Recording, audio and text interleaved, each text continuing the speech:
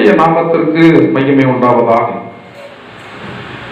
இஸ்ரவேல் ஜனங்களை பார்த்து தீர்க்கதரிசி எரேமியா மூலமாக சொல்கிறதான கர்த்தருடைய ஒரு வார்த்தை. இந்த எரேமியா தீர்க்கதரிசி மிகவும் சிறியவனாக இருக்கும் போதே கர்த்தர் அவனுக்கு தீர்க்க தரிசன ஆவியை கொடுத்து தீர்க்க தரிசனம் சொன்னதான ஒரு தேவனுடைய மனுஷன். கர்த்தருடைய வார்த்தைகளை சொல்வதற்கு கூட மிகவும் பயந்தான் எரேமியா தீர்க்கதரிசி. ஏனென்றால் அவன் சிறு பிள்ளை. கர்த்தர் சொல்றாரு, நீ போ, உன்னை ரட்சிப்பதற்காக நான் உடனே கூட இருக்கேன் என்று சொல்லி அவரை அனுப்பினான்.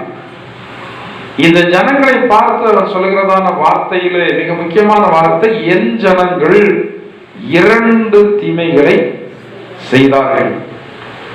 செய்ய வேண்டியதை செய்யாமல் இருப்பதும், செய்ய வேண்டியதை செய்யாமல் இருப்பதும், செய்யக்கூடாததை செய்வதும் தேவனுடைய பார்வையில் தீமையாக இருக்கிறது.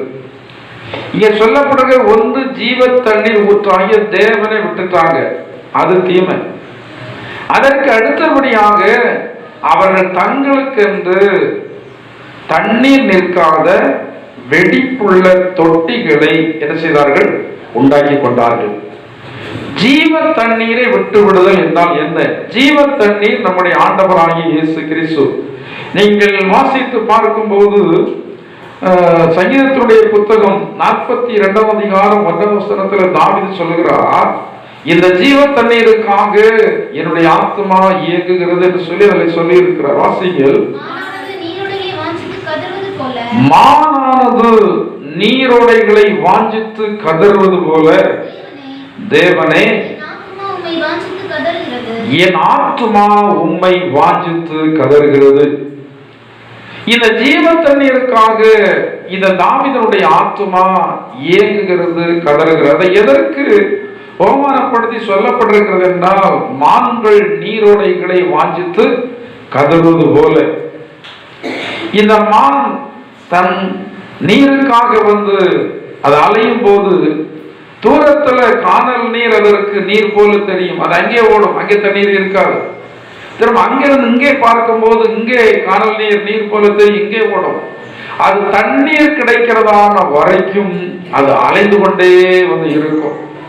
இந்த இஸ்ரவேல் ஜனங்கள் ஆரம்பத்தில் இந்த ஜீவ தண்ணீர் ஊற்றாகிய கர்த்தரை வந்து கண்டிருந்தார்கள். இந்த ஜீவ தண்ணீர் தான் ஊற்றினாலே தங்களுடைய தாகம் தீர்க்கப்பட்டிருந்தார்கள். ஆனால் திடீரென்று சொல்லி அவருடைய வாழ்க்கையிலே அவர்கள் இந்த கர்த்தரை விட்டு விடுகிறதான ஒரு சூழலை அவர்கள் விட்டு பாருங்கள். 18ஆம் வசனத்தில் நீங்கள் வாசித்து பார்க்கும் போது, வாசிங்கள் 17-18 வாசிங்க. 17-18 2 எரேமியா 2:17-18. உன் தேவனாகிய கர்த்தர் உன்னை வழியிலே நடத்தி கொண்டு போகும் காலத்தில் நீ அவரை விட்டு போகிறதினால் அல்லவோ இதை உனக்கு நேரிட பண்ணினாய். இப்போதும் சீகோரின் தண்ணீரை குடிப்பதற்கு எகிப்திற்கு போகிறதினால் உனக்கு பிரயோஜனம் என்ன? ஐப்ராத் நதியின் தண்ணீரை குடிப்பதற்கு அசீரியாவுக்கு போகிறதினால் உனக்கு பிரயோஜனம் என்ன? போதும். கர்த்தருடைய நாமத்திற்கு மகிமை உண்டாவதாக. இந்த இஸ்ரவேல் ஜனங்கள் கர்த்தரை விட்டபடினா அவருடைய வாழ்க்கையில அநேக விதமான தீங்குகள் வந்தது என்று சொல்லி 17 சொல்லப்பட்டிருக்கிறது. 18ஆம் வசனத்தில் சொல்லப்பட்டிருக்கிறது, எகிப்திற்கு போகிறார்கள், அசீரியாவுக்கு என்ன செய்கிறார்கள்? போகிறார்கள். இந்த இஸ்ரவேல் ஜனங்கள் ஆரம்ப நாட்களில் கர்த்தர் ஒருவரை தான் அவர்கள் தங்களுடைய பலனாக வைத்திருந்தார்கள். ஆரம்ப நாட்கள் முதலே ஆண்டவர் இந்த இஸ்ரவேல் ஜனங்களுக்கு அற்புதத்தையே செய்து கொண்டு வந்தார். ஒவ்வொரு நாளும் அற்புதம் அதிசயம், ஒவ்வொரு நாளும் அற்புதம் அதிசயம். ஆனால் இவர்கள் சென்று வந்ததான பாதை வந்து வனாந்தர வாழ்க்கை தான். இந்த வனாந்தர வாழ்க்கையில் இருக்கிறதான ஜனங்கள் மட்டும்தான் தேவனுடைய அற்புதங்களை நாள்தோறும் பார்க்க முடியும். இந்த இஸ்ரவேல் ஜனங்கள் எந்த இடத்துல திரும்பி பார்த்தாலும் இவர்களை தவிர அவர்களுக்கு வேறு ஆள் நடமாட்டம் இல்லை. இந்த வனாந்தரத்துல அந்த வனாந்தரத்துல நெருப்பு சுட்டரிக்கிறது. அந்த வனாந்தரத்துல இரவு வேளையிலே பனி வந்து கடுமையாக வந்து இருக்கிறது. இவர்களுக்கு சாதாரணமான சூழ்நிலை எதுவுமே வந்து இல்லை. ஆனா அப்படி இருந்தாலும் இவர்கள் அந்த தேவனை என்ன செய்யவில்லை, விட்டு விடவில்லை. இன்னைக்கு அநேக ஜனங்கள் சூழ்நிலைக்கு தகுந்தார் போல வந்து என்ன செய்கிறார்கள், மாறுகிறார்கள். வாழ்க்கை என்னதான இந்த பயணத்துல நாம் அநேக மேடு பள்ளங்களை கடந்துதான் வந்து என்ன செய்ய வேண்டும், போக வேண்டும். சில நேரங்கள் நமக்கு ரொம்ப கடினமாக இருக்கிறது. சில நேரங்களை நாம நினைக்கிறோம் ஆண்டவர் நம்மோடு இருக்கிறாரா இல்லையா, இருக்கிறாரா இல்லையா, இருக்கிறாரா இல்லையா?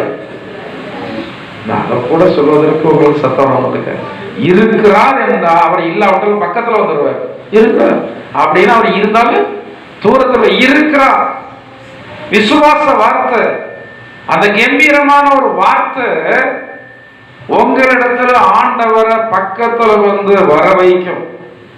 சில நேரங்களிலே ஆண்டவர் கைவிட்டார் என்று சொல்லுகிறதான ஒரு சூழ்நிலை போல வந்து இருக்கும். ஆனா அந்த நேரத்துல நம்ம ரொம்ப கவனமாக நாம் ஆராய்ந்து பார்த்தால் தேவன் அந்த செயலில் இருப்பதையும் அவர் வந்து செயல்படுவதையும் நம்மால் வந்து காண முடியும். இன்னைக்கு ஆவிக்குரிய ஜனங்கள் சொல்கிறவர்களுக்கு கூட ஆண்டவருடைய செயல்களை வந்து என்ன செய்ய முடியவில்லை, அறிய முடியவில்லை. இது ஆண்டவருடைய செயலை அறிய முடியாதபடினால்தான் இவர்கள் ஆண்டவரை விடாமல் பற்றி பிடிக்க முடியாமல் இருக்கிறார்கள். தேவனுடைய செயலை இவர்கள் அறிந்திருந்தால் இந்த தேவனுடைய செயலையே எப்போது நினைத்து கொண்டிருக்கவே சொல்லும். நம்முடைய இருதயம் எதை நினைத்து கொண்டிருக்கிறதோ அதனுடைய அடிப்படையிலே நம்முடைய ஆசீர்வாதங்கள் அமையும். கர்த்தருடைய பிள்ளைகள் எப்போது மனிதனையே நினைத்து கொண்டு இருக்காதீர்கள். கர்த்தருடைய பிள்ளைகள் உங்களுடைய காரியங்கள் மட்டுமே நினைத்து கொண்டு இருக்காதீர்கள். நீங்கள் எப்போதும் உங்களுடைய சிந்தையில யார் நினைங்கள், கர்த்தரையே நினைத்து கொண்டிருங்கள். நீங்கள் அவரை நினைத்துக் கொண்டிருந்தா அவர் உங்களை நினைத்துக் கொண்டிருப்பார். ஆனா இன்னைக்கு நாம் இந்த உலக வாழ்க்கையில ஆண்டவர் நம்மை வனாந்தர வாழ்க்கையிலே நடத்தினாலும் அவருடைய அற்புதமான அதிசயமான செயல்களை அறிய முடியாமல் இருப்பதற்கான காரணம் என்ன? வேதத்தில் சொல்லப்பட்டிருக்கிறது, தேவன் செய்கிறதான செயலை மனிதன் கண்டுபிடிக்க மாட்டான். ஆனா தேவனுடைய பிள்ளைகள் கண்டுபிடிக்க முடியும். மிருக குணமுள்ளதான மனுஷன், பகுத்தறிவில்லாத மனுஷன், தெய்வ நம்பிக்கை இல்லாத மனுஷன், தேவனை நினைக்காத மனுஷன் தேவனுடைய செயல்களை கண்டுபிடிக்க முடியாது. தேவனுடைய செயல் இல்லாமல் ஒரு சிறிய செயல் கூட இந்த பூமியிலே நடைபெறுவதில்லை. தேவனுடைய செயல் இல்லாமல் தீங்கு உண்டாகுமோ? கர்த்தருடைய வார்த்தையில சொல்லப்பட்டிருக்கிறது, இந்த பூமியிலே வருகிறதான எல்லா தீங்கும் தேவனுடைய செயல் இல்லாமல் உண்டாகவே உண்டாகாது. எல்லா காரியங்களும் தேவனுக்கு தெரியும். நம்முடைய வாழ்க்கையில அவருக்கு தெரியாதவைகள் ஒன்றுமே இல்லை. அநேக காரியங்கள் உங்களுடைய கணவருக்கு தெரியாமல் இருக்கலாம், அநேக காரியங்கள் உங்களுடைய மனைவிக்கு தெரியாமல் இருக்கலாம், அநேக காரியங்கள் உங்கள் பிள்ளைக்கு தெரியாமல் இருக்கலாம், அநேக காரியங்கள் உங்களுடைய பெற்றோருக்கு தெரியாமல் இருக்கலாம்.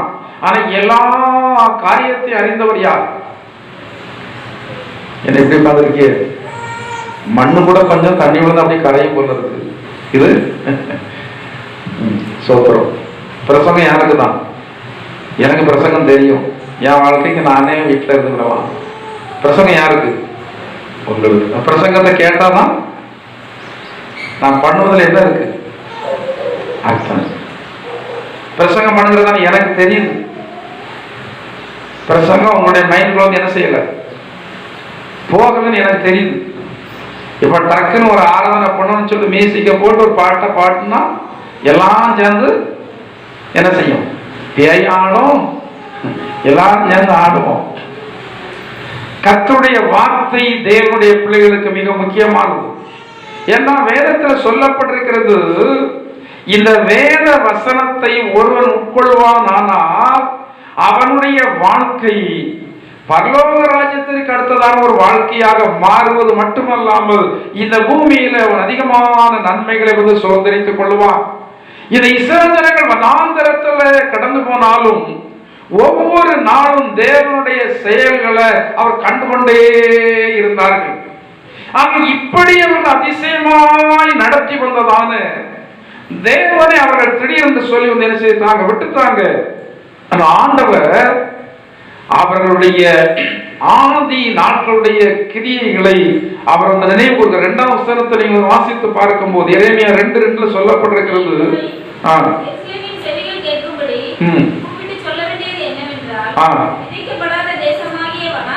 விதைக்கப்படாத தேசமாகிய வனாந்தரத்திலே நீ என்னை பின்பற்றி வந்த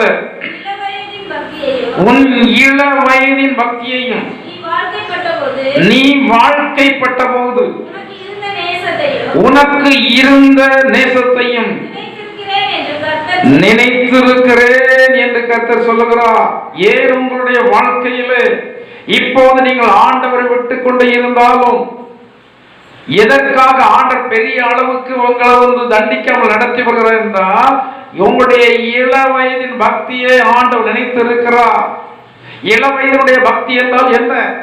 நீங்கள் மனம் திரும்பினதான ஆரம்ப நாட்களிலே தேவன் பேர்ல ரொம்ப தாகம், ஆண்டவர் அதிசயத்தை செய்த அந்த நாளிலே ஆண்டவர் மேல மிகுந்த அன்பு, எப்ப பார்த்தாலும் ஆண்டவரை நாம வந்து ஆராதித்துக் கொண்டிருந்தோம். எப்போது போகிற வருகிற இடங்கள் எல்லாம் ஆண்டவருடைய நாமத்தை சொல்லிக்கொண்டே இருந்தோம். ஆனால் இப்போது அந்த நாட்களில் இருந்த பக்தி எல்லாம் அப்படியே வந்து என்ன செய்துட்டு அப்படியே குறைந்து வந்து விட்டது. எல்லா தேவனுடைய பிள்ளைகளுடைய வாழ்க்கையிலையும் உற்சாக மனதோடு இருக்கும் போது சாத்தான் கொஞ்சம் தள்ளிதான் வந்து நிற்கிறான். ஆனால் அநேக நேரங்களில் சூழ்நிலை நிமித்தமாக உற்சாகம் குறைகிறது.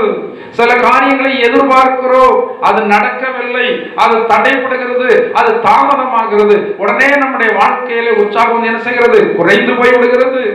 நாம வந்து சோர்ந்து போய் விடுகிறோம். சில வேளைகளில் நம்முடைய இருதயம் நினைக்கிறது, சத்துருக்கள் முன்னிலையில நாம் வெட்கப்பட்டு விடுவோமோ என்று சொல்லுகிறதான ஒரு எண்ணம் நம்மிடத்தில் மேலிடும் போது நாம ஆண்டவரை தேடுவதில்லை, சோர்ந்து போய் விடுகிறோம். நம்மால் ஜெபிக்க முடியவில்லை, நம்மால் துதிக்க முடியவில்லை, நம்மால் சந்தோஷமாக இருக்க முடியவில்லை. நம்ம எந்த இடத்துல போனாலும் பார்க்கிறதான மனிதர்களுக்கு அப்படியே துக்கம் தெரிகிறது போல நம்முடைய முக பாவனை எல்லாமே வந்து இருக்கிறது. ஆரம்ப நாட்கள் அப்படி அல்ல. ஆரம்ப நாட்களில் விசுவாசம் ரொம்ப இருந்தது. ஆரம்ப நாட்களில் தேவனுடைய செயல்களை நாம் வந்து நினைத்துக் கொண்டே இருந்தோம். ஆனா இப்போது அவர் செய்த அதிசயமான செயல்கள் எல்லாமே நமக்கு என்ன செய்து விட்டது, மறந்து விட்டது. ஏன் மறப்பதற்கான காரணம் என்ன? தேவனுடைய செயல்களை மறப்பதற்கான காரணம் என்ன? நாம் மற்றுமுள்ளதான காரியங்களை நம்முடைய இருதயத்தில் அசை போட்டு கொண்டே இருக்கும் போது, மனிதர்கள் செய்கிறதான காரியங்கள் நாம் எண்ணிக்கொண்டே இருக்கும் போது, நம்முடைய வாழ்க்கையில் வந்த தேவையில்லாத காரியங்களை எல்லாம் நாம் அசை போட்டு கொண்டே இருக்கும் போது ஆண்டவரை தேடுவதில் நாம் வந்து என்ன செய்து விடுகிறோம், குறைந்து விடுகிறோம். தேவனை தேடுவதில் குறைந்து விடுவதற்கு என்ன அவசியம் இருக்கிறது?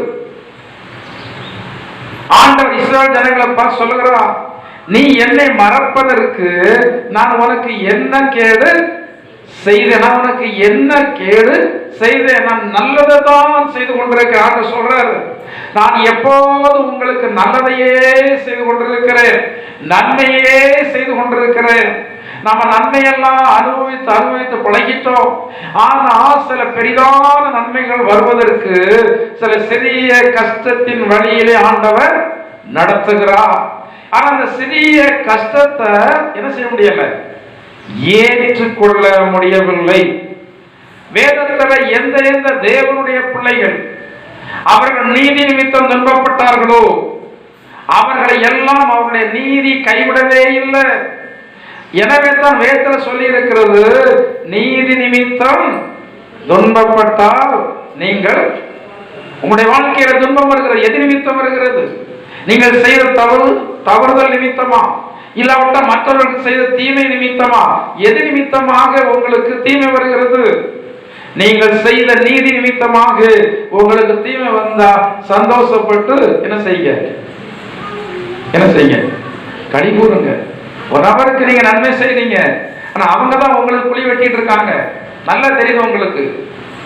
நம்ம இவர்களுக்கு நன்மை செய்தவர்கள் சொல்லப்போனா என்னால்தான் இவர்கள் வாழ்வடைந்தார்கள், என்னால்தான் இவர்களுக்கு வேலை கிடைத்தது, என்னால்தான் இந்த நன்மையெல்லாம் பெற்றார்கள். ஆனா இன்றைக்கு எனக்கல்லவா குழி வெட்டி கொண்டிருக்கிறார்கள்.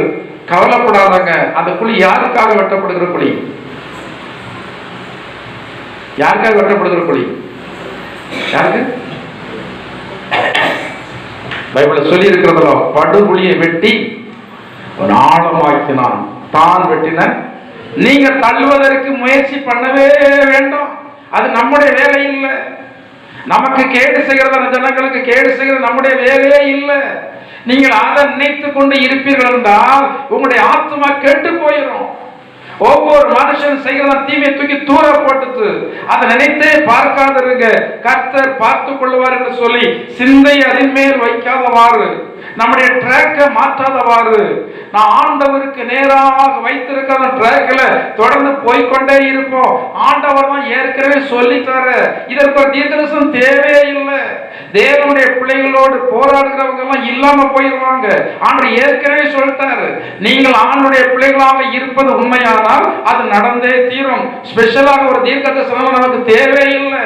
ஆனால் நீங்கள் போகிறதான வழியில அந்த ஜீவ தண்ணீர் ஊற்றை நோக்கி நீங்கள் கடந்து போய்கொண்டே இருக்க வேண்டும். நீங்க ஸ்டாப் பண்ணவே கூடாது.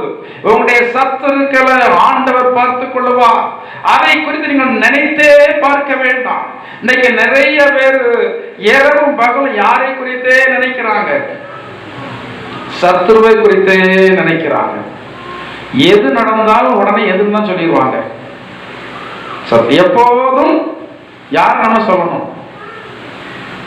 இடைவிடாமல் நீ ஆராதிக்கிறதான உன் தேவன்.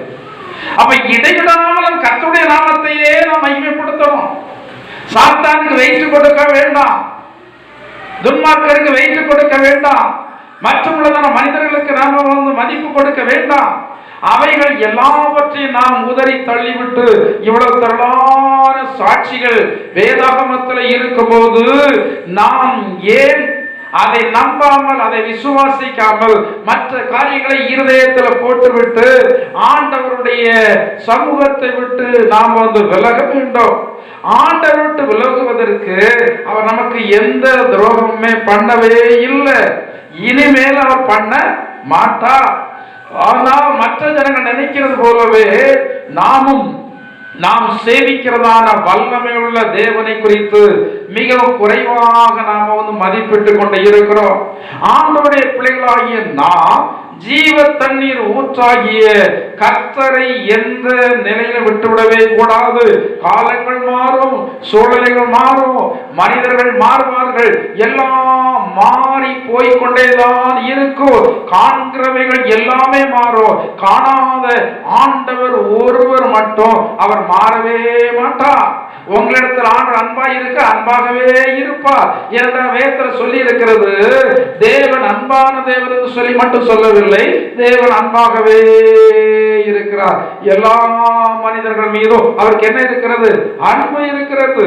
கிறிஸ்தவ ஜனங்கள் மீது மட்டும் அவருக்கு அன்பு அல்ல, எல்லா மனிதர்களும் இந்த பூமியில யார் யாரெல்லாம் மனிதனாக பிறந்திருக்கிறார்களோ அத்தனை மனிதர்கள் மேலையும் தேவனுக்கு அன்பு இருக்கிறபடினால்தான் அவர்கள் இவ்வளவு நாட்களோ எத்தனையோ தெய்வங்களை தேடிக்கொண்டிருந்தாலோ, இயேசுவை தேடாமல் எங்கெங்கெல்லாமோ அவர்கள் தேடிக்கொண்டிருந்தாலோ முடியலை என்று சொல்லி இயேசுவிடத்தில் கடந்து வந்தார். மகளே வா, மகனே வா, நான் உனக்கு நன்மை செய்ய சொல்லி மற்ற மதத்தினருக்கும் வாழ்வு கொடுக்கிறதான காரியத்தை நாம் சேவிக்கிறதான ஆண்டவர் செய்து வருகிறார். அவர் நம் மீது அன்பாகவே இருக்கும்போது ஏன் மனிதர்கள் அன்பு செலுத்தவில்லை என்று சொல்லி நாம் ஏன் கவலைப்படுகிறோம்? ஒரு தேவனுடைய பிள்ளை எப்போது தனிமேலே இல்லவே இல்லை. ஆண்டவர் உங்களோடு கூட இருக்கிறார். தனிமையில நீங்கள் இருக்கிறது போல மற்ற ஜனங்கள் நினைத்துக் கொண்டிருக்கலாம். ஆண்டவர் எப்போது உங்களோடு தான் இருக்கிறார். அவருடைய செயல்களை நீங்கள் காண முடியும். எந்த நேரத்தில் காண முடியும் என்றால், உங்களுக்கு மனிதர்கள் துன்பத்தை கொடுக்கும் போது, உங்களுக்கு இக்கட்டுகள் சூழ்ந்திருக்கிறதான வேளையில, உங்களை சூழ சத்துருக்கள் இருக்கிறதான நேரத்தில் தான் ஆண்டவருடைய செயலை நீங்கள் காண முடியும். தானியேலுடைய வாழ்க்கையிலே சிங்கத்தினுடைய கெபியிலே போடப்படும் போதுதான் அவனுடைய சத்துருக்களுக்கு எல்லாம் இந்த தானியேல் தேடுகிறதான தேவனுடைய வல்லமை வந்து தெரிய வருகிறது. உங்களுடைய வாழ்க்கையில மனிதர்கள் கொடுக்கிறதான எந்த ஒரு சங்கடமோ உங்களை சேதப்படுத்தாது.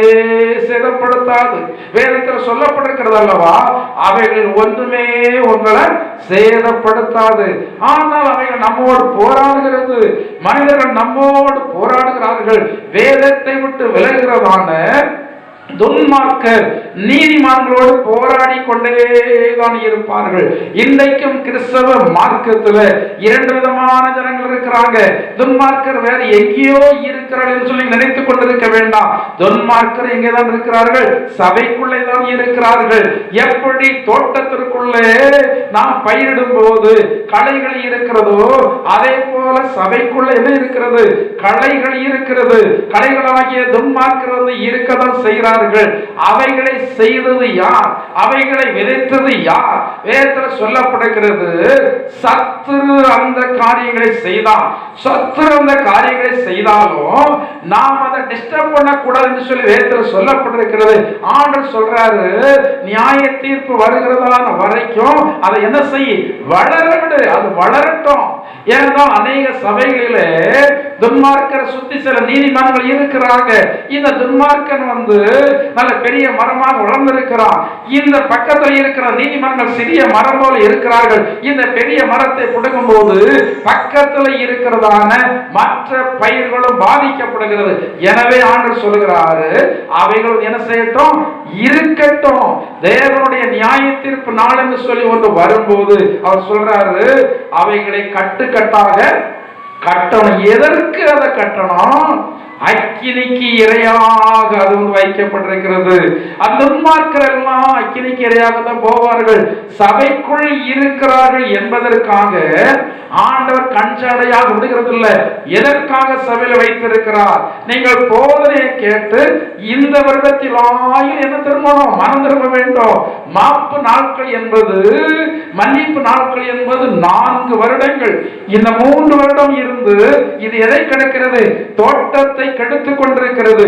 நீங்கள் சபையில் வருகிற ஆத்துமாக்களுக்கு நீங்கள் பிரயோஜனமாக இருப்பீர்கள் என்றால் நீங்கள் நல்ல நிலத்தில் விதைக்கப்பட்ட நல்ல ஒரு மரத்தை போல வந்து வளருவீர்கள். ஆனால் இல்லாவிட்டால் இருக்கிறதான தோட்டத்தை அது கெடுத்து கொண்டிருக்கும் என்று சொல்லி வேதத்தில் சொல்லி இருக்கிறது. அவன் சொல்றான், இது ஏன் தோட்டத்தை கெடுத்து கொண்டிருக்கிறது? இதை என்ன செய்திருவோம்? பிடுங்கி போடுவோம். அப்போ அங்க எஜமான் சொல்லுகிறான், அந்த வேலைக்காரன் சொல்லுகிறான், இது இன்னும் 1 வருடம் இருக்கட்டும். ஏற்கனவே 3 வருடம் அதற்கு கொடுத்தாச்சு. அந்த 3 வருடம் அது பலன் கொடுக்கல. இப்போ அதற்கு கூட வந்து 1 வருடம் தான் அதற்கு தரணும். அந்த 1 வருடம் எவ்வளவு நாள் என்பது உங்களுக்கு தெரியாது. அந்த நாட்களுக்குள்ளாக நாம் மனம் திரும்பி வந்து விட வேண்டும். இன்னைக்கு அநேக ஜனங்கள் சபையில கடந்து வந்து ஞானஸ்நானம் எடுத்து விட்டால் எல்லாமே முடிந்தேன்னு சொல்லி நினைத்துக் கொண்டிருக்கிறார்கள். அதற்கு அப்புறமாகத்தான் உங்களுக்கு பெரிய வேலைகள் வந்து இருக்கிறது. ஞானஸ்நானம் எல்லாரும் எடுத்துடலாம், கிறிஸ்தவர்களாக வந்து எல்லாரும் மாறிடலாம். ஆனா அதற்கு பிறகு கிறிஸ்தவர்களாக வாழுகிறதான வாழ்க்கை இருக்கிறது அல்லவா, வாழ்ந்து பழகினவர்களுக்கு அது லகுவான வாழ்க்கை. வாழ்ந்து பழகாதவர்களுக்கு அது என்ன வாழ்க்கை? கஷ்டத்தினுடைய வாழ்க்கை. இன்னைக்கு அநேக ஜனங்கள் இந்த ஆண்டவரை விட்டு தூரம் போவதற்கான காரணம் என்னவென்றால், அநேக ஜனங்கள் அவர்களுக்கு கொடுக்கிறதான உபத்திரவம். இவங்க நினைக்கிறாங்க, ஆண்டவர் பார்த்துட்டு இருக்கிறாரு, அவருக்கு கண்ணு இருக்குதா, அவருக்கு காது இருக்கிறதா? எல்லாம் இருக்கு. காது இருக்கு, அவருக்கு கண்ணு இருக்கு, அவருக்கு வாய் இருக்கிறது, எல்லாம் அவருக்கு இருக்கிறது. ஆனா சில நேரங்களில அவர் எப்படி இருப்பாரு? பார்த்துட்டு இப்ப என்ன நடக்கிறது பார்ப்போம். சில கஷ்டங்கள் வருகிறதான வேலையில உடைய வாய் என்ன சொல்லுது, உங்களுடைய இருதயம் என்ன நினைக்குது, இதை ஆண்டவர் பார்க்கிறார். அநேக தேவனுடைய பிள்ளைகள் பிரச்சனைகள் வருகிறதான வேளையில ஆண்டவருடைய சோதனை நேரத்துல அங்க ஃபெயில் மார்க்கை வந்து வாங்கி விடுகிறீர்கள். அங்கே யோபு அங்கே ஆண்டவர் வைத்திருந்ததான சோதனையில 100க்கு 100 அவன் என்ன எடுத்தான்? மதிப்பெண்கள் எடுத்தான். அவன் தேவனை வந்து குறை சொல்லவே இல்லை. அவன் சொல்லுகிறான், கர்த்தர் தந்தார், கர்த்தர் எடுத்தார். கொடுத்தது கர்த்தர், எடுத்தது யாரு? எடுத்தது யாரு? எடுத்தது சாத்தான். ஆனா அதை அவன் சொல்றான், யார் எடுத்தாருன்னு சொல்றான்? கர்த்தர் எடுத்தாருன்னு சொல்றான். ஏன் கர்த்தர் எடுத்தார் என்று சொல்றான் என்றால், கர்த்தருடைய அனுமதி இல்லாமல் சாத்தானுக்கு தேவனுடைய பிள்ளைகள் மீது அதிகாரம் கிடையாது. எனவே அதற்கும் கர்த்தர் தான் காரணம் என்று சொல்கிறார். கர்த்தர் காரணமாய் இருந்தபடினாலே இந்த யோபனுடைய வாழ்க்கை 2 மடங்கு ஆசீர்வாதம் பெற்றது. நீங்கள் தேவனுடைய பிள்ளைகளாக இருக்கிறபடினாலே குடும்பத்தில் சில வேலைகளிலே சிலர் உங்களுக்கு கஷ்டத்தை கொடுக்கலாம். நீங்கள் இருக்கிறத ஊர்ல சில கஷ்டத்தை ஜனங்கள் கொடுக்கலாம், உறவுகள் சில கஷ்டத்தை கொடுக்கலாம். ஆனா சில கர்த்தருடைய பிள்ளைகள் கர்த்தருடைய நாமத்திற்காக எதையுமே இழப்பதற்கு என்னதில்லை, தயாரா இல்லை. சொல்லுவாங்கல்ல, மீசைக்கு ஆசை கொழுக்கு ஆசை. ஆண்டுடைய ஆசீர்வாதம் வேணும், நன்மை வேணும். ஆனா ஒரு சிறிய நிந்த என்ன செய்யக்கூடாது, சிறிய நிந்த வந்துடக்கூடாது. கர்த்தருடைய நாமத்தின் நிமித்தம் யாரும் இவர்கள் என்ன செய்யக்கூடாது, பகைத்திடக்கூடாது. அவர்கள் பகைத்து விடுவார்கள் என்பதற்காக, ஜனங்கள் பகைத்து விடுவார்கள் என்பதற்காக தேவனுக்கு அடுத்த காரியங்களை நம்ம என்ன செய்ய முடியாது. ஒரு சகோதரன் சொன்னாரு, என் தலை என்கிட்ட இருக்கிற வரைக்கும் என்னுடைய தகப்பனாராக இருந்தாலும் பரவாயில்ல, என் தலையில மற்ற மார்க்கத்தினுடைய முடியை எடுக்க விட மாட்டேன். அப்படி சொல்ற நேரத்தில் அந்த தேசத்துல அவர் ரொம்ப ஏழை, ரொம்ப கஷ்டப்பட்டவர், ரொம்ப கஷ்டப்பட்டவர். இதுல இருந்து கன்வெர்ட் ஆகி அவர் கிறிஸ்டியனா மாறினார். அந்த ஊர்ல இவர் மட்டும்தான், குடும்பம் எல்லாம் இந்து, அவருடைய உடன் பிறந்தவர்கள் எல்லாம் இந்து. தகப்பனார் மறித்து போய்விட்டார். மறித்து போறேன்னு சொல்லிட்டார், நான் ஒட்ட போட முடியும்னு சொல்லிட்டாரு. ஆனா விட்ட பாடா இல்லை, யாரும் முடிவு பண்ணாங்க, பிடிச்சு வச்சு காலும் கையெல்லாம் பிடிச்சு வச்சு என்ன எடுத்துடணும், பேய் எப்படி உண்டா பண்ணுது, அவங்கள பாடாப்படுத்துது, பிடிச்சு வச்சு முடிய எடுத்துடணும் அப்படின்னு சொல்லி எல்லாம் முயற்சி பண்றாங்க. சொல்றாரு, என் ஜீவன் போனா மட்டும்தான் என்ன எடுக்க முடியும், என் தலைவர் முடிய எடுக்க முடியும். என் அப்பாவை நேசிக்கிறேன், முடிய எடுத்தவொடனே அப்பா மேல நேசம் இருக்குன்னு சொல்லி அர்த்தமா? முடி எடுப்பதற்கு சிலர் முன்னாடி போய் நிற்பாங்க. அந்த நபருடைய வாழ்க்கையை நீங்கள் ஆராய்ந்து பார்த்தால் தகப்பனுக்கு கஞ்சி கொடுத்திருக்க மாட்டாங்க. தகப்பனை நேசிக்கிறது என்பது தகப்பன் உயிரோடு இருக்கும் போது, தாயை நேசிக்கிறது என்பது தாய் உயிரோடு இருக்கும் போது, தகப்பன் தாய் மறித்ததற்கு பிறகு பிரம்மாண்ட கல்லறை கட்டின உடனே அன்பு இருக்குன்னு சொல்லிவிட முடியாது. ஒரு மனுஷன் உயிரோடு இருக்கிற வரைக்கும் தான் அவர்களுக்கு நாம் அன்பின் செயல்களை செய்ய முடியும். கர்த்தருடைய நாமத்திற்கான ஒரு வைராக்கியம் அவர் சொல்லிட்டார். நீங்க வந்தாலும் பரவாயில்லை, நீங்க என்னை விரோதித்தாலும் பரவாயில்லை, என்னை பகைத்தாலும் பரவாயில்லை. கொஞ்ச நாள் அவருடைய சகோதரர்கள் எல்லாம் அவரிடத்துல பேசாம தான் இருந்தாங்க. இப்படி நிறைய பேர் பேசவும் செய்தாங்க.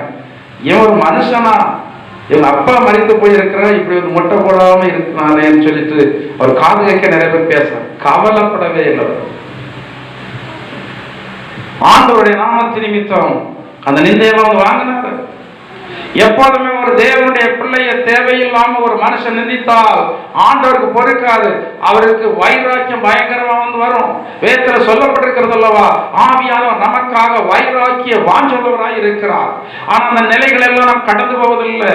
நாம அந்த நிலைகளை கடந்து போகாமல் அதற்கு உட்பட்டு விடுகிறோம். நாம் அதற்கு அடிமையாகி விடுகிறோம். ஜனங்கள் என்ன நினைப்பார்கள், சமுதாயம் என்ன நினைக்கோ, தேசம் என்ன நினைக்கோ, உறவுகள் என்ன நினைக்கோ, உடன் பிறந்தவர்கள் என்ன எதை நினைத்துட்டு போறாங்க. நாம் அவர்களை நேசிக்கிறோம், அவர்களுக்கு செய்ய வேண்டிய உதவிகளை செய்யணும்.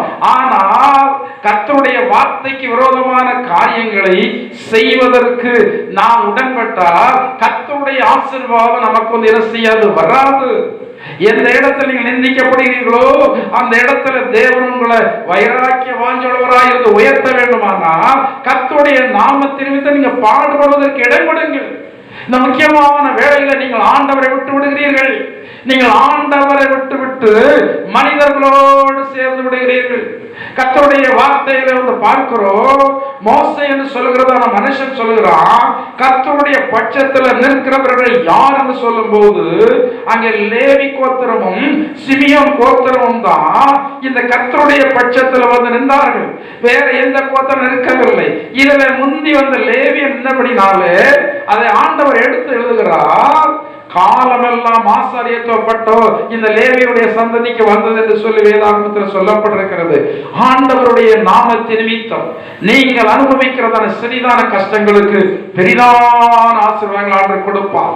இந்த யோபு ஆண்டவர் வந்து விட்டுவிடவில்லை, ஜீவ தண்ணீராகிய கர்த்தர் வந்து விட்டுவிடவில்லை. ஆனா அந்த யோபுவனுடைய மனைவி என்ன செய்தார்? என்ன சொல்றார்? இன்னும் உடைய உத்தமத்துல உறுதியாக நிற்கிறீரோ? சும்மா ஜீவனை விட்டுறக்கூடாது. அவர் பண்ண வேலைக்கு கொஞ்சம் அவரு நல்லா பேசிட்டு ஜீவனை விட்டு, அவ்வளவுதான் சொன்னான். எப்படி இருக்கு பாருங்க, அழகா சொல்றான் ஒரு வார்த்தை.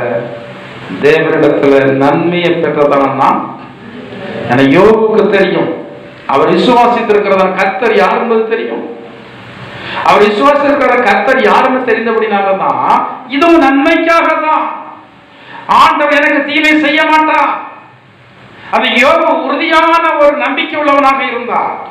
எது என்ன வந்தாலும் சரி, எது எப்படி நடந்தாலும் சரி, நான் சேவிக்கிறதான கர்த்தர் எனக்கு தீமை செய்ய மாட்டார் என்று சொல்லி அவன் நம்பி நினைத்து கர்த்தரிடத்தில் நாம் நன்மையை பெற்றோம், இப்போது தீமையும் நான் அனுபவிக்க வேண்டாமோ என்று சொல்லி அவன் சொல்லுகிறான். இந்த வார்த்தையை யார் கனம் பண்றான்? ஒவ்வொரு வார்த்தை முக்கியம். யோசனை இல்லாம பேசுறோம். யோசனை கெட்ட ஜாதி. நம்ம அநேக பேர் நம்முடைய யோசனை கெட்டு போய் பேசுறோம். இதயத்தில் வருகிற எல்லா வார்த்தைகளும் பேசுகிறோம். தேவனுடைய பிள்ளைகளுக்கு வார்த்தையினுடைய வடிகட்டி இதயத்தில் இருக்க வேண்டும், சலிப்பு இருக்க வேண்டும். வடிகட்டாமல் சில பொருட்களை உங்களால் பயன்படுத்த முடியாது. காபி நன்றாக டேஸ்டாக இருந்தாலும், டீ நன்றாக டேஸ்டாக இருந்தாலும் அதுல வந்து நம்ம தயார் பண்ணிவிட்டு அரிப்ப வைத்து வடிகட்டிய வைத்து நாம் அதை வந்து என்ன செய்யணும்? வடிகட்டி எடுக்கணும். மேல தேவையில்லாத நிற்கணும். ஆனா இன்னைக்கு தேவையில்லாத காரியங்களையும் இன்னைக்கு அநேகர் வந்து பயன்படுத்துகிறாங்க. தேவையில்லாத எண்ணங்கள் இருதயத்தில் வருகிறது. இருதயத்தில் நினைக்கிறதெல்லாம் பேசினா உங்களுக்கு பேரு லூசு தான். நல்ல பகுத்தையை தந்திருக்கிறார் அல்லவா? இருதயம் பலதை சிந்திக்கும், இருதயம் பலதை பேச சொல்லும். பேச சொல்றது எல்லாவற்றையும் நீங்க வந்து பேசினா நீங்க என்ன தேவனுடைய பிள்ளைங்க? என்ன தேவனுடைய பிள்ளைங்க? தேவனுடைய இருதயத்தில் வருகிறதெல்லாம் பேசக்கூடாது. வார்த்தை ரொம்ப முக்கியம். வார்த்தையை விட்டால் எடுக்க முடியாது. எனவே வேதம் சொல்கிறது பேசுவதற்கு ரொம்ப இல்ல, அது எனக்கு டென்ஷன் வரும். பத்தியா, நான் டென்ஷன்ல பேசிட்டேன். என்ன டென்ஷன் வந்தாலும் சரி, பேச்ச நம்ம வந்து ரொம்ப யோசனை பண்ணி தான் பேசுறேன். ஏன்னா வேதத்துல சொல்லப்பட்டிருக்கிறது, உதடுகளை விரிவாய் திறக்கிறவன் என்ன அடைவான்? என்ன அடைவான்? கலக்கம் அடைவான். நமக்கு கோப குணம் இருக்கும் என்றால் அங்கதான் சாத்திரம் வேலை செய்வான். அதுலதான் ஜாக்கிரதையா இருக்கணும் நம்ம. ஏன்னா அதுலதான் வேலை செய்வான், வேற காரியத்துல வேலை செய்ய மாட்டான். ஒரு கோபக்காரனுக்கு போய் சாத்தான் திருடுகிறதான ஒரு சுபாவத்தை தூண்ட மாட்டான். ஏற்கனவே திருடுகிறதான சுபாவம் சிலருக்கு, அது சிலருக்கு அது என்னது? அது சுபாவம். நல்ல பணக்காரனா இருப்பான், ஆனா என்ன செய்து வந்துருவான்? யாரோ சொன்னாங்க, திருடினாதான் எனக்கு எப்படி இருக்கும்? சந்தோஷமா இருக்குமா? திருடி சாப்பிட்டாலும் சந்தோஷமா இருக்குமா? திருட்டு தண்ணீர் பைபிள் இருக்க வார்த்தை சொன்னாலும் உங்களுக்கு தெரிய மாட்டேங்க. திருட்டு தண்ணீர் வந்து என்ன செய்யும்? தித்திக்கும், ரொம்ப இனிப்பா தான் இருக்கும். 5 ரூபாய் கொடுத்து காய்கறி வாங்கி சமைக்கிறத விட பக்கத்துல வயல்ல 2 அத்து சமைக்கிறது ரொம்ப டேஸ்டா இருக்க மாதிரி தான் தெரியும். ஆனா 5க்கு 50 கொடுக்கணும். இன்னைக்கு 5 லாபம், அடுத்த மாசமோ அடுத்த வருஷமோ 5 50 போகும். ஒண்ணு நினைத்துக் கொள்ளுங்கள், உங்க கையில வருகிறது மட்டும் உங்களுக்கு இருந்தாலே ஆசீர்வாதம். நீங்க எண்ணி பாருங்க, எவ்வளவு வருமானம் உங்க கையில வந்திருக்கிற எண்ணி பாருங்க. அந்த வருமானம் மட்டுமே உங்க கையில நீங்கள் பயன்படுத்துவதற்கு இருந்தாலே நீங்க எவ்வளவு மிச்சம் வச்சிருக்கலாம். எங்கேயோ போயிட்டு ஒத்தலான வயல் வந்து என்ன செய்து போயிட்டு ஏன் போனது? இப்படி சில அறிவீனமான காரியங்களை செய்கிறோம். நம்முடைய திருட்டு சிந்தனையாக இருந்தால் அதுலதான் யார் வேலை செய்வான்? சாத்தான் என்ன செய்வான்? வேலை செய்வான். அப்ப நம்ம என்ன செய்யறது? சிலருக்கு அது ஜீன்லே வந்து ஊறி போய் இருக்கிறது. என்ன செய்யறது? இதுல வேற சின்ன வயசுல கற்றுக் கொடுத்துருவோம். அதை போய் தூக்கிட்டு வா, இதை போய் தூக்கிட்டு வா, அந்த பொருளை எடுத்துட்டு வா, இந்த பொருளை எடுத்துட்டு வா சொன்னா பிள்ளைங்களுக்கு பிள்ளை சுபாவம் வந்து ரொம்ப முக்கியம். நான் அடிக்கடி சொல்லுகிறது, நல்ல காரியங்களுக்கு மட்டும் பழக்குவீங்க. ஒரு தகப்பன் வந்து பிள்ளைய அனுப்பி பீடி சிகரெட்டை வாங்கிக்க சொன்னா கொஞ்ச நாள் கழிச்சு சொல்லி ஒய்யாம வாங்கிக்க சொல்லி எப்படி இருக்கும் பார்ப்போம். அப்படி கொஞ்சம் வளர்ந்த உடனே கள்ளத்தனமா என்ன செய்வான்? முதல்ல அவரு குடிச்சிட்டு கட்டை பீடி போட்டிருப்பார்ல, எங்க இருக்குன்னு தேடி மெதுமெதுவா எடுத்து பாக்கெட் வச்சுட்டு காட்டுக்குள்ள போய் குடிச்சு பழகுவான். மதுபானத்தை வாங்கி வச்சாலும் திரும்ப மதுபானத்தை குடிப்பான். மதுபானத்தை வாங்கிட்டு மதுபானத்தை குடிப்பான். வட்டிக்காரனுக்கு போய் நீங்க வந்து வட்டியை கொடுத்துட்டு வச்சுன்னா அந்த வட்டிக்கு வாங்குவான் அவன். வட்டிக்காரனுக்கு போய் நீங்க வட்டியை கொடுத்துட்டு சொன்னாலோ இல்லைன்னா இங்க போய் கடன் வாங்கிட்டுவான்னு சொல்லி சொன்னாலோ கட்டாயம் அவன் சுபாவத்துடையவனாக மாறுவான் சந்தேகமே இல்லை.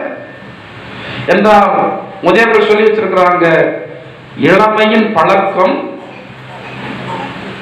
முதுமையின் சுபாவம். சின்ன வயசுல நாம் பழக்கிறதான பழக்கம் பிள்ளைகள் பெரியவர்கள் ஆகும்போது அது எதுவாகவே மாறிவிடுகிறது? சுபாவமாகவே மாறிவிடுகிறது. நமக்கு என்னென்ன சுபாவங்கள் இருக்கிறதோ அங்கதான் சாத்தான் தாக்குதல் வந்து என்ன செய்யற தொடுக்கிறான். அதுல தான் நமது கவனமாக இருக்க வேண்டும். இயல்பாகவே நமக்கு ஒரு சுபாவம் இருக்கு. என்ன சொல்லுகிறது? கோல் சொல்ல, அது சிலருக்கு உள்ள சுபாவம். அவங்க நமக்கு தேவைதான். இந்த கோல் சொல்ற ஆளுக்கணும் நமக்கு தேவைதான்.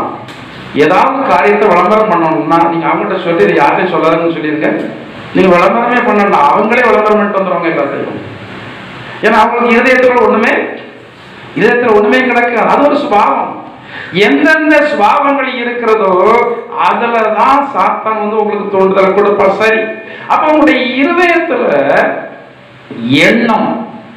எண்ணுகிறதெல்லாம் நீங்கள் பேசிவிடக் கூடாது. எண்ணுகிறதெல்லாம் பேசினா நீங்க ஞானம் உள்ளவர்கள் அல்ல. சரி, இந்த யோபு என்றதான தேவனுடைய மனுஷன் பேசினதான வார்த்தை அழகான வார்த்தை. தேவனிடத்தில் நன்மையை பெற்றோம், தீமை அனுபவிக்க. இந்த வார்த்தையை சொன்னதுக்காக தீமை அனுபவிக்க வேண்டாம்னு சொல்லி யோபு சொன்னாரு. காலமெல்லாம் தீமையை அனுபவிச்சுட்டு இருக்கட்டும் அப்படி ஆண்டு விட்டாரு.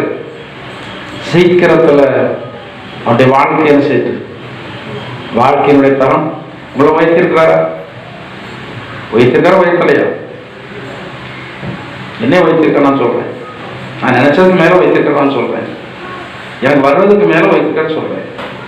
எல்லாரும் நினைக்கக்கூடிய அளவு வைத்திருக்கேன்னு சொல்றேன். பெங்களூர் போட்டு வச்சுக்கிட்டு எடுத்துட்டு சொல்லணும்னு தான் சொல்றேன்.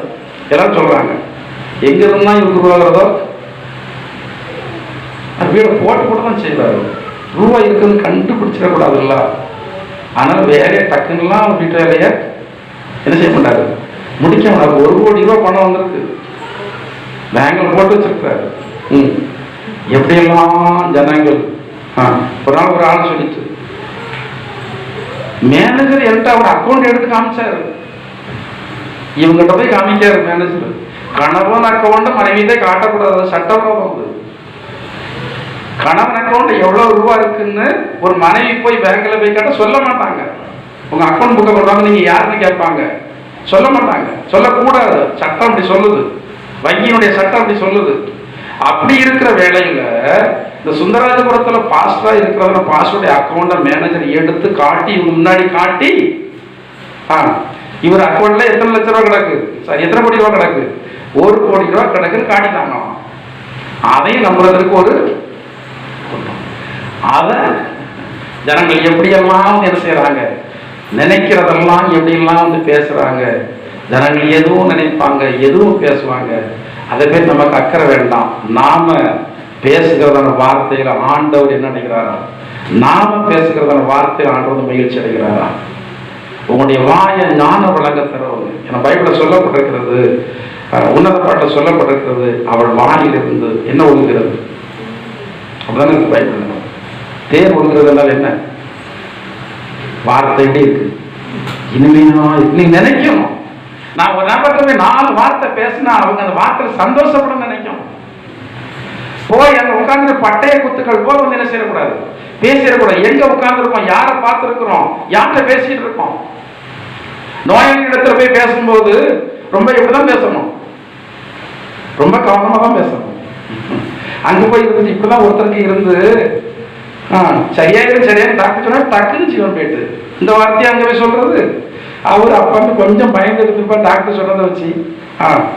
இப்ப கூட கொஞ்சம் அவருக்கு என்ன ஆயிடுச்சு, உங்களை பார்க்க போக சொன்னது யாரு, பார்க்க போனா அவங்க சந்தோஷப்படும்படியான வார்த்தைகளை பேசி ஏதாவது உதவி செய்துட்டு வரணும்னா வந்து என்ன செய்யணும், உதவி செய்துட்டு வரணும். வார்த்தைகள் ரொம்ப முக்கியம். இந்த யோபனுடைய வாழ்க்கையில் இந்த பிரச்சனையின் போது ஜீவ தண்ணீர் ஊற்ற அவன் விடவே இல்லை. அவன் மனைவி விட்டா, ஆனா இவன் விடவே இல்லை. எந்த வார்த்தையை மனைவி பேசினாலோ அதே குடும்பத்துல அதே இடத்துல இவன் பேசினத வார்த்தையை ஆண்டு கனப்படுத்தி அந்த இடத்துல ரெட்டிப்பான ஆசீர்வாதத்திற்கு பாத்திரம் உள்ளவராக இந்த யோபுவை மாற்றினார். சில நேரங்களில் சில ஜனங்கள் பேசும்போது நீங்கள் தலைகுனிந்து போக நேரிடும், நீங்கள் அழுது கொண்டே இருக்க நேரிடும். சில நேரங்கள் அவங்க சொல்லுவாங்க, நீங்க ஆண்டவரை தேடுகிறவங்க உங்களுக்கு என்ன மேன்மை கிடைச்சு சொல்லுவாங்க, ஆண்டவரை தேடுற அப்படின்னாலும் உங்களுக்கு தருத்தரம் தானே போக மாட்டேங்கிற சொல்லுவாங்க, பக்தியா இருந்தா உங்களுக்கு கஷ்டமா இருக்கிற சொல்லுவாங்க. தயவு செய்து அப்படி சொல்லவே சொல்லாதுங்க, எண்ணவே எண்ணாதருங்க. சில சொல்லுவாங்க பக்தி கூடி போச்சுன்னா என்ன ஆயிடுவாங்களாம், பைத்தியமாயிடுவாங்களாம். வேற பக்தியை பற்றி சொல்லல, சிலுவையை பற்றிதான உபதேசம். கெட்டு போகிறதான ஜனங்களுக்கு அது எப்படி இருக்கும், பைத்தியம் போல வந்து தோன்றுது. ஆனா அந்த சிலுவை பற்றின உபதேசத்தில் நடக்கிறவர்களுக்கு அது கேடு இல்லை. ஒரு மனுஷன் தேவனுக்கான காரியங்களை அதிகமாக ஆர்வமாக தேடுவான் என்றால் அவன் கெட்டு போகிறதே இல்லை. ஆண்டவரை தேடுறதுனால கேடு ஒருபோது வரவே வராது. இன்னைக்கு அரை மணி நேரம் ஜோம்றவன் நாளைக்கு 1 மணி நேரம் ஜோம்னா கேடு வந்து ஒண்ணு அவனுக்கு கூடி விடாது. இன்னைக்கு ஒவ்வொரு ஆராதனைக்கு வந்து கொண்டிருக்கிறதான மனுஷன் இன்னும் 2 நாள் கூட்டத்திலே அவன் கலந்து கொள்ள விரும்பினா கேடு ஒண்ணு அவனுக்கு கூடிராது. இவ்வளவு நாள் உபவாசம் இல்லாமல் இருக்கிறதான ஒரு மனுஷன் உபவாசம் இருந்து ஜோம்னா கேடு ஒண்ணு கூடிராது. பக்தி கூட கூட ஆண்டவருடைய தயவு நமக்கு அதிகமாக வரும். இந்த பக்தி பாத்தியமும் உண்டாக்கின ஆண்டவர் மேல இருக்கணும். இந்த பக்தி இந்த யோபுக்கு இருந்தது. எனவே அவருடைய வாழ்க்கையை வந்து ஆண்டவர் ஆசீர்வதித்தார். ஆனா சிலருடைய வாழ்க்கையில சில முக்கியமான நேரங்கள் வரும்போது யாரை விட்டுருவாங்க, ஜீவ தண்ணீர் ஊற்றாகிய ஒரு மனுஷனுடைய சரித்திரத்தை வாசித்தேன். மிகவும் குறைவான வயதுல ராஜாவான மனுஷன் யாரு,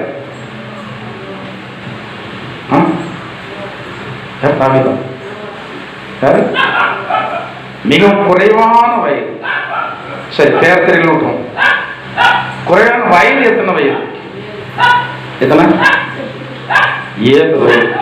7 வயதுல ஒருத்தன் என்ன ஆகிறான், ராஜா யோவாஸ். பேர் இருந்தது யோவாஸ். 7 வயதுல ராஜா ஆகிறான். அவன் ராஜா ஆவதற்கு காரணம் யார் தெரியுமா, பிரதான ஆசாரியனாகிய யோகிதா என்று சொல்கிற மனுஷன். அவனுடைய குடும்பம் எல்லாம் கொலை செய்யப்படுகிறது, அவனோட உடன்பிறந்தவர்கள் கொலை செய்யப்படுறாங்க. அந்த இடத்துல வந்து இந்த யோவாச வந்து கைப்பிள்ளையாக இருக்கும் போது இந்த ஆசாரியன் இந்த குழந்தையை எடுத்து எங்க கொண்டு வச்சுட்டான். ஆனா இந்த மாதிரி சின்ன ஆலயமாக இருக்கிற தேவனுடைய ஆலயம் பெரிய ஆலயமாக இருக்கும். சில முக்கியமான இடத்துல யாருமே போக முடியாது. அந்த இடத்துல அதான் பள்ளியறைன்னு சொல்லுவாங்க, சிலர் மூலஸ்தானம் சொல்லுவாங்க. அந்த இடத்துல கொண்டு இந்த குழந்தைய வந்து என்ன செய்து வச்சுட்டான், ஒழிச்சு வச்சு வெளியே எடுக்காம அங்கே வச்சு 7 வயது வரைக்கும் என்ன செய்யலாம், 7 வயது வரைக்கும் வளர்த்தான். எப்போ வாய்ப்பு வரும்னு பார்த்து பார்த்து பார்த்து வந்து கரெக்டா வாய்ப்பு வந்து 7வது வயதுல. இந்த 7வது வயதுல அத்தாலியாள் என்று சொல்கிறதான ஒரு மனுஷங்க ராணியா வந்து என்ன செய்ய இருக்கிறார். அவன் மிகவும் ஒரு கொடூரம் உள்ளவா. அத்தாலியாள் வந்து மிகவும் கொடூரம் உள்ளவா. ஆனா அந்த யோகிதாவுக்கு அவருடைய ஆளுங்க பிடிக்கவே இல்லை. ஆனா எதிர்ப்பை காட்ட முடியும். எதிர்ப்பை காட்டினா ஆசாரியனை வந்து கொலை செய்துருவா. எதிர்ப்பை காட்டல. எல்லாவற்றையும் மனசுல அடக்கி வச்சுட்டு சீக்கிரத்துல இவரை தள்ளிட்டு நாம வச்சிருக்கிற அந்த குழந்தைய ராஜாவாக பிரகடனப்படுத்தணும்னு சொல்லிட்டு இவன் 7 வயது வரைக்கும் வளர்த்தான். 7 வயது வரைக்கும் வளர்த்தது மட்டும் இல்லாம அந்த இவரை ராஜா வெளியே கொண்டு போறதுக்கு முன்னாடி சில ஆயத்தங்கள்லாம் செய்யணும். இல்லைன்னா அத்தாலையில இவனை கொலை செய்திருவான். ஏன்னா ஏற்கனவே ராணி அங்க இருக்கிறாள். இவன் ரகசியமாக இவனுக்கு பாதுகாப்புக்கான எல்லா காரியங்களும் ஒழுங்குபடுத்திட்டான். எல்லா காரியங்களும் ஒழுங்குபடுத்திட்டு இவர் ராஜாவாக அபிஷேகம் பண்ணணும். இப்போ அந்த ராஜாவாக அபிஷேகம் பண்ணப்படுகிறதான இடத்துல போர் சேவகர் எல்லாம் நிறுத்தி வைத்திருக்கிறார். யார் உள்ள தவறுதலாக உள்ள வந்துடக்கூடாது. ஏன்னா அத்தாலியால் ஆள் அனுப்பி இவனை கொலை செய்து விடக்கூடாது என்பதற்காக ரொம்ப கவனமாக இருந்து ராஜாவாக அபிஷேகம் பண்ணியாச்சு. ராஜாவாக அபிஷேகம் பண்ணதற்கு பிறகு இந்த யோவாஸ் என்னதான ராஜா யோகிதா என்று சொல்கிறதான அந்த ஆசாரியனுடைய வார்த்தை அப்படியே கேட்டுட்டு வர்றான். இவன் சொல்றதான் அவன் செய்வான். சரியான காரியத்துக்கு அந்த யோகிதா சொல்லுவாரு. யோகிதா அவனுக்கு போதகம் பண்ணிட்டே வரான். குறிப்பிட்டதான காலம் வந்தது, குறிப்பிட்டதான நாட்கள் வந்தது. யோகிதா மரணம் அடைந்தார். இவன் ராஜாவாக அபிஷேகம் பண்ணப்படுவதற்கு காரணமான யோகிதா என்ன ஆயிட்டார்? மரணம் ஆயிட்டார். இப்போ அந்த யோகிதாவுடைய மகன் சகரியா ஆசாரியனா வர்றான். இந்த சகரியாவுக்கு தெரியும் இவனுடைய தகப்பனார் இந்த யோவாச எடுத்து கொண்டு போய் யாருக்கும் தெரியாமல் வளர்த்து ராஜாவாய்க்காக தெரியும். ஆனால் இந்த யோவாஸ் என்ன பண்ணிட்டான்? ஆண்டவருக்கு பிரியமில்லாத விக்கிரகாராதன காரியங்கள் எல்லாம் இவன் செய்ய உட்பட்டு விட்டான். ஆனா அவ்வளவு நாள் வரைக்கும் யோகிதா இருக்கிற வரைக்கும் இவன் கொஞ்சம் கூட கர்த்தருடைய வழியை விட்டு என்ன செய்யல, வழியை விட்டு விலகவே இல்லை. நேரான வழியில கடந்து போறான். கொஞ்சம் வழி மாறினா யோகிதா சத்தம் போடுவார். அந்த யோகிதா சொல்ல கேட்டு நடந்தான். இப்போ அந்த யோகிதா மரண காலத்திற்கு பிறகும் இந்த யோவாஸ் ராஜாவாக இருக்கிறான். இப்போ இந்த யோகிதா சொல்ல வேண்டியதான வார்த்தைய சொல்ல வேண்டியதான இடத்துல யார் இருக்கிறான்? சகரியா என்று சொல்கிறது அவனுடைய மகன் இருக்கிறான். யோகிதாவுடைய மகன் இருக்கிறான். இப்ப சகரியா சொல்றான். சகரியா எச்சரிக்கிறான். யார் எச்சரிக்கிறான்? யோவாஸ் எச்சரிக்கிறான். ஆனால் இந்த எச்சரிப்பினுடைய சத்தத்திற்கு கீழ்ப்படிய மறுத்து, யோவாஸ் கீழ்ப்படிய மறுத்து இந்த சகரியாவை என்ன செய்தான்? கொலை சரித்திரத்தை நீங்க வீட்டுல போய் வாசித்து பாருங்க. அந்த சகரியாவை என்ன செய்தான்? கொலை செய்தான். தான் ராஜாவாவதற்கு காரணமாயிருந்த அந்த தகப்பனுடைய மகனை இவன் என்ன செய்யறான்? கொலை செய்த சொல்லப்பட்டிருக்கிறது. அவருடைய தகப்பன் இந்த யோவாசுக்கு செய்ததான நல்ல காரியத்தை மறந்தது தேவனுடைய பார்வையில குற்றமாக கருதப்பட்டது. அவ்வளவு நாள் இவனுடைய ராஜாங்கம் நன்றாக இருந்தது. அவ்வளவு நாள் இவன் போகிறத இடத்துல வெற்றி வந்தது. ஆண்டவர் அவனுடைய ராஜாங்கத்திற்கு என்ன செய்தாரு? அங்கே முடிவு கட்டிவிட்டார். நாம் எந்த சூழ்நிலைகளிலேயும் தேவனோட்டு வழி விலகிறதான நேரம் வரும்போது சில நல்ல கர்த்தருடைய பிள்ளைகள் உங்களை சரியான வழியில திருப்பினா நீங்க என்ன செய்யணும்? திரும்பணும். எப்போதுமே விசுவாசிகள் ஊழியக்காரர்கள் நடத்துகிறவராக இருக்க கூடாது. அது இயற்கைக்கு மாறானது, வேதத்திற்கு மாறானது. ஊழியக்காரன் தான் யார நடத்தணும்? போய் நீங்க வியாதிக்காக யார்கிட்ட போயிருக்கிற? டாக்டர் போயிருக்கிறீங்க. டாக்டர் இடத்துல போய் சொல்ல முடியுமா? அவர் சொல்லுவாரு, காலையில ஒரு மாத்திரை, மத்தியானம் ஒரு மாத்திரை, சாயங்காலம் ஒரு மாத்திரை. அதெல்லாம் எழுதியிருக்கும். சாப்பாட்டுக்கு முன், சாப்பாட்டுக்கு பின். இல்லை டாக்டர் நீங்க சொல்லலாம் கேட்க முடியாது, நான் உங்களோட நிறைய படிச்சிருக்கேன். இல்லை நான் சாப்பாட்டுக்கு முன்ன சாப்பிட வேண்டியது பின்னாடி தான் சாப்பிடுவேன், பின்ன சாப்பிட வேண்டியது முன்னாடி தான் சாப்பிடுவேன். இல்லை நினைச்சா சாப்பிடுவேன் டாக்டர், நினைக்கல சாப்பிட மாட்டேன் சொன்னா ஏதாவது அர்த்தம் இருக்கா? பாதிப்பு யாருக்கு இல்லை? டாக்டர்ல சீக்கிரம் ஜாமான் அப்படிதானே? மாத்திரையை மாத்தி போட்டா இன்னைக்கு நிறைய பேருடைய ஆயுள் நாட்கள் குறைகிறதே இதுல தான். என்ன நம்பிக்கையில டாக்டர் எழுதுற மாத்திரை சாப்பிடுறோம்? என்ன நம்பிக்கையில சாப்பிடுறோம்? எழுதுறது மாத்திரை எழுதுறாரு. என்ன மாத்திரை? எதுக்கு எழுதுறாரு? சமீபத்தில் ஒரு நேரத்துல ஒரு வீட்டுக்கு போயிருந்தேன். அப்போ அந்த நபருக்கு எழுதவே முடியல, படுக்கையில் இருக்கிறாருல. அப்போ கொஞ்சம் கேட்டது, ஒரு நாள் கேட்டது, ஆஸ்பத்திரி போய் கேட்கல. அப்போ மாத்திரை என்ன மாத்திரை அப்படின்னு சொல்லி கேட்குறேன். இவ்வளோகான்னு கொண்டு வராங்க. இவ்வளோகான்னு மாத்திரை ஒரு 10-20 மாத்திரை இருக்கும். இவ்வளோகான்னு கொண்டு வராங்க. இது சாப்பிட்டா கேட்டிருக்கா? என்ன செய்யல? கேட்கல. முதல்ல இருந்ததோட இப்போ என்ன ஆயிடுச்சு? முதல்ல கொஞ்சம் நடமாடி கொண்டிருந்ததான் ஆள் கொஞ்சம் வலியோடு நடமாடி கொண்டிருந்தாலும் இப்போ நடமாடவும் முடியலை. மாத்திரை நான் ஒரு மாத்திரை கொடுத்துருப்பாரு. அது என்ன மாத்திரைன்னு பார்க்கலாம் அப்படின்னு சொல்லிட்டு நான் கேட்ட போல மாத்திரை நான் எங்கேருந்து படிச்சு நான் வந்து அறிகிறது? நம்ம டாக்டர் படிக்கிறேன். நான் வலி மாத்திரையா இல்லாட்ட நோய்க்குள்ள மாத்திரையான்னு பார்க்கணும்னு சொல்லி தான் நான் கேட்டேன். அவ்வளவு மாத்திரை வந்து எனக்கு இருக்குது. இன்னைக்கு நிறைய மாத்திரை சாப்பிட்டோடனே சுகமாயின்னு நினைக்கிறாங்க. ஆனா நிறைய பேருக்கு அந்த மாத்திரை தான் கேடு, மாத்திரை தான் ஆயில. நான் ஒரு காரியத்துக்கு முன்னாடி சொல்லியிருக்கேன். என்னுடைய சகோதரனுடைய மகள் பெரிய ஆஸ்பத்திரி தான் கொடுத்த ட்ரீட்மெண்ட் ராங் ட்ரீட்மெண்ட். ஆனால் நல்லா இருந்த பிள்ளைக்கு தெரியும் என்ன ஆயிடுச்சு. முதல்ல லேசா கையை லேசா வீசி நடந்தது. கவனமா பார்த்தாலும் தெரியும். அப்படியே விட்டுருந்தா கூட இன்னைக்கு ஆயில் இருந்திருக்கும். போய் ட்ரீட்மெண்ட் எடுக்க போய் அந்த நோயே இல்லை. அதாவது பிரெயின் டிவி அப்படின்னு ஒரு நோய் இருக்கலாம். நான் அப்பதான் கேள்விப்பட்டிருக்கேன். அதாவது ஹார்ட்ல டிவி கேள்விப்பட்டிருக்கேன். ஆனா பிரெயின்ல டிவின்னு ஒண்ணு இருக்கான். அந்த நோய்க்கு வந்து என்ன கொடுத்துருக்காங்க? மெடிசன் கொடுத்துருக்காங்க. ஆனா அது வந்து ரொம்ப ஹெவி டோசேஜ். அந்த மெடிசன்லாம் ரொம்ப ஹெவி டோசேஜ், நிறைய அவயங்களை பாதிக்கும். ஆனா வேற வழி இல்லை, உயிர் பிழைக்க வைக்கணும், அதான் செய்யணும்னு சொல்லி கொடுக்குறதா ட்ரீட்மெண்ட். கடைசியில் இது கொடுத்து கொஞ்சம் ஒரு 2-3 மாசம் நன்னாக இருந்த மாதிரி இருந்தது. பழையபடி வேற பிரச்சனைகள்லாம் உருவாகி திடீர்னு சொல்லிட்டு ஆஸ்பத்திரிக்கு ஏதோ வயிற்றோடு ஏதோ போயிருக்கும் போது அங்கே வச்சே மூச்சு பேச்செல்லாம் ஆச்சு. அதே ஆஸ்பத்திரி ஐசியூல போட்டாங்க. ஐசியூலேருந்து வெளியே வரும்போது கை கால் வழங்க கண்ணு சுத்தமாக 100% பார்வை போயிட்டு, 100% என்ன போயிட்டு பார்வை போயிட்டு. சரி எப்படியாயும் காப்பாற்றலாம்னு சொல்லிட்டு வெள்ளூர் அது வந்து ரிசர்ச் சென்டர், வெறும் மருத்துவமனை மட்டுமல்ல, நோய்களை பற்றி ரிசர்ச் பண்ணுறது. அவங்க எல்லாம் ரிசர்ச் பண்ணிட்டு கடைசியில் ஒரு ரிப்போர்ட்டை சொன்னாங்க, இது இல்லாத நோய்க்கெல்லாம் மருந்து கொடுத்துரு, இது ஹெவி டோசேஜில் இது கொடுத்தாலே இதுதானே ஆகும். என்ன செய்ய முடியும்? ட்ரீட்மெண்ட்லாம் கொடுத்து முடிச்சாச்சு. நம்மகிட்ட பணத்தையும் வாங்கி நம்ம பணத்துல நம்ம பிள்ளைக்கு உயிருக்கு அதுக்காக மருத்துவமனைக்கு போவேண்டான்னு சொல்லல. சரியான டாக்டர் கிடைக்கிறது கூட அது தேவனுடைய ஒரு பெரிய கிருபை தான். ஏன்னா நிறைய நோயாளிகள் சொல்றாங்க, 4 டாக்டர்கிட்ட போனா 4 டாக்டரும் வேற சொல்றாங்க.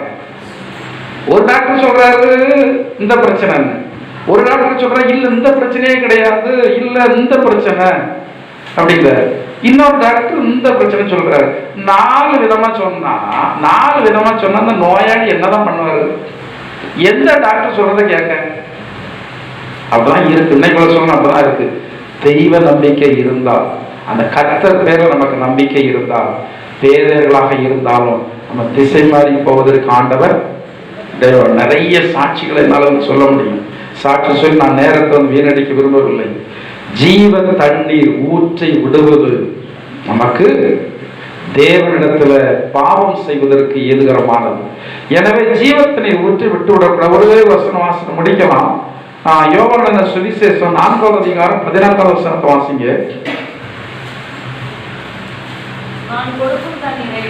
நான் கொடுக்கும் தண்ணீரை குடிக்கிறவனுக்கோ ஒரு காலம் தாகம் உண்டாகாது. நான் அவனுக்கு கொடுக்கும் தண்ணீர் அவனுக்குள்ளே நித்திய ஜீவ காலமாய் ஓடுகிற நீரூற்றாயிருக்கும். ஜீவ தண்ணீர் ஊற்றாக இருக்கும். ஊற்று இருக்கும், தொட்டி தண்ணிக்கு என்ன இருக்கு? வித்தியாசம் இருக்குது. அது தொட்டி நல்ல தொட்டி இல்லை, அதை குறித்து வரும் நாட்களை பார்க்கலாம். அது சொல்லப்பட்டிருக்க வெடிப்பு உள்ள தொட்டி, தண்ணீர் அதுல வந்து என்ன செய்து நிற்காது. ஆனா ஆண்டவருடைய காரியத்தை குறித்து சொல்லப்பட்டிருக்கிறது, அவர் ஜீவ தண்ணீர் ஊற்றாக இருக்கிறார். அவரை விடுகிறது நமக்கு கேடு, அவர் விடுகிறதே நம்முடைய ஆத்மாவுக்கு கேடு, அவரை விடுகிறதே சரப்பிரகாரமான ஆசீர்வாதத்திற்கு கேடு.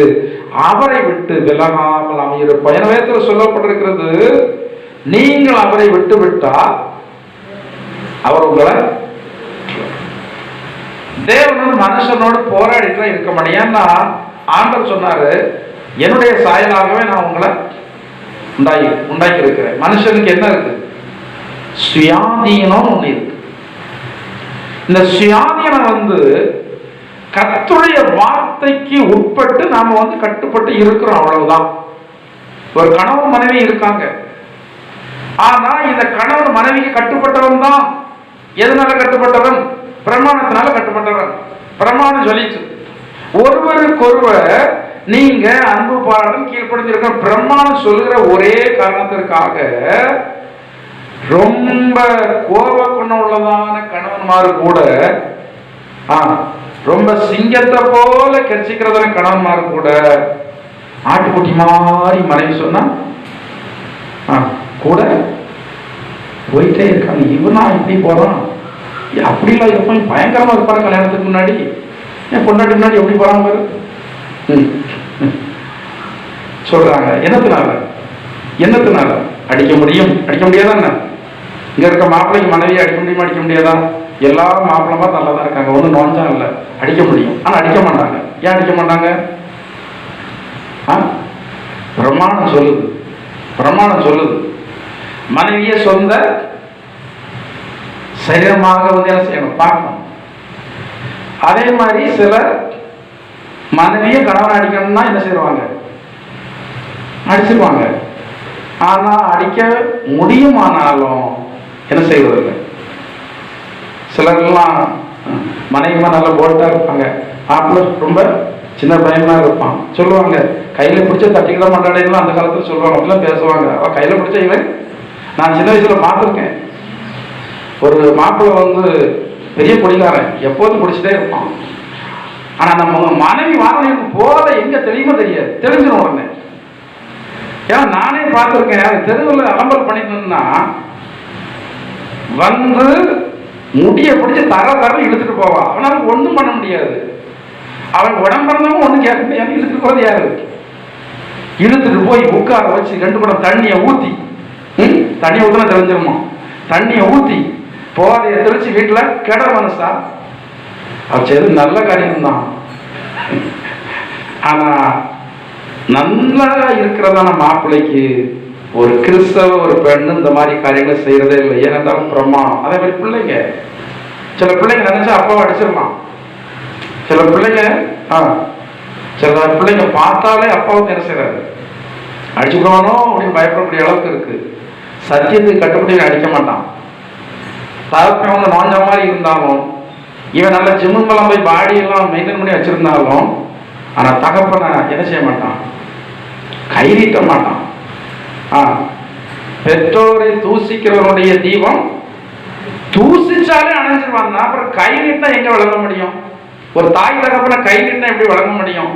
கிறிஸ்தவ ஜனங்கள் பிரமாணத்துக்கு கட்டுப்பட்டு தான் இன்னைக்கு என்ன செய்யறாங்க, புலி மாதிரி இருக்கிறவங்களும் பூனைக்குட்டி மாதிரி என்ன செய்யறாங்க, இருக்கிறாங்க.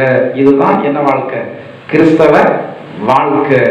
ஜீவ தண்ணீர் ஊற்றாகிய நாம் ஆண்டவரை ஜீவ தண்ணீர் ஊற்றாக ஏற்றுக்கொண்டிருக்கிறபடினால நம்ம இப்படிப்பட்டதான அனுபவங்கள் இப்படி நடக்க நாம் நம்மை அர்ப்பணிப்போம். கர்த்தர் தாமே நம்மை ஆசீர்வதிப்பாராக. தேவனுடைய சன்னிதானத்தில் இப்படிப்பட்டதான அனுபவங்களுக்காக நாம் ஜெபிப்போம். நல்ல முழங்கால் படிக்கிடும். ஆண்டவரே, நீங்க ஜீவ தண்ணீர் ஊற்று, என்னையும் அந்த ஊற்றின் ஒரு பகுதியாக மாற்ற வருவீங்க.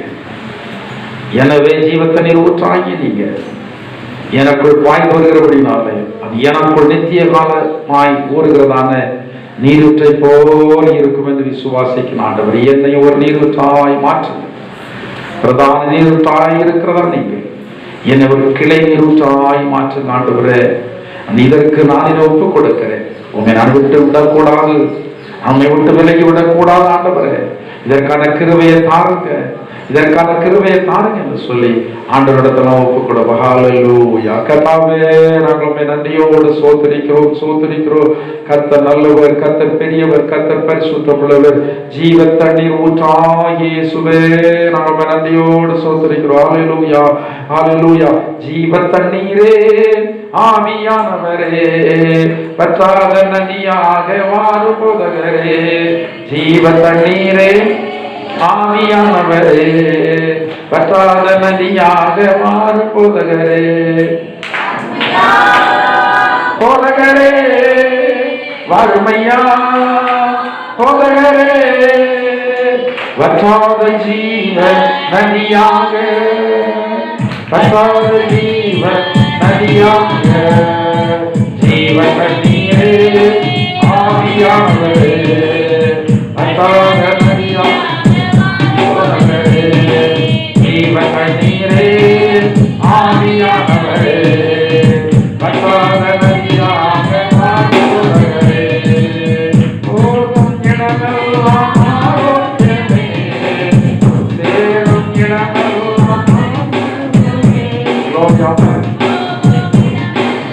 ஆரோக்கியமே, சேரும் இடமெல்லாம் செழிப்புதானே, பார்வையா போதகரே, வற்றாத ஜீவ நதியாக, வற்றாத ஜீவ நதியாக, ஜீவ தண்ணீரே ஆவியானவரே, வற்றாத நதியாக மாறு போதகரே, ஜீவ தண்ணீரே ஆவியானவரே, வற்றாத நதியாக மாறு போதகரே.